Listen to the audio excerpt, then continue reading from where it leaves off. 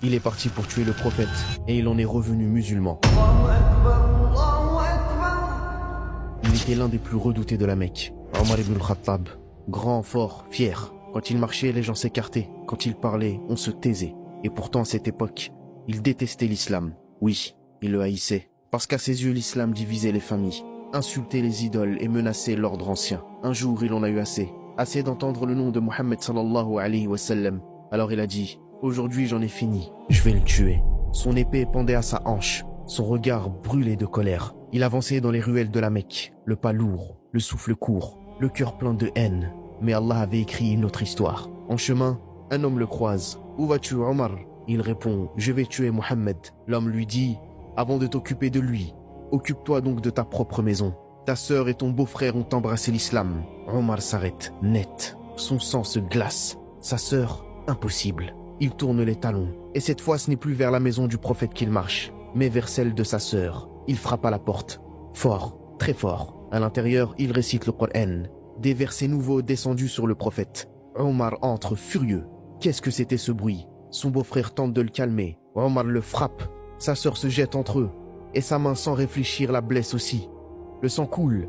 Et là il la regarde. Le visage de sa sœur couvert de rouge. Mais son regard calme. Inébranlable. Elle dit « Oui Omar, nous avons cru en Allah et en son messager. Fais ce que tu veux. » Un silence. Puis il dit plus bas « Montre-moi ce que vous lisiez. » Et elle répond « Non. Tu es impur, purifie-toi d'abord. » Omar le guerrier, Omar le violent, Omar le dur, se lève et se lave. Puis prend le parchemin et lit. « Taha, nous n'avons pas fait descendre le Coran sur toi pour que tu sois malheureux, mais comme un rappel pour celui qui craint Allah. » Le temps s'arrête. Ses yeux se mouillent.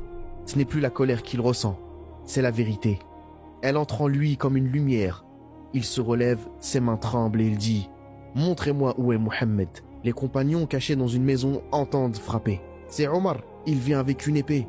Hamza, le lion d'Allah, se lève. Qu'il entre. S'il vient pour le bien, on l'accueille. S'il vient pour le mal, on le tuera avec sa propre épée. La porte s'ouvre. Omar entre.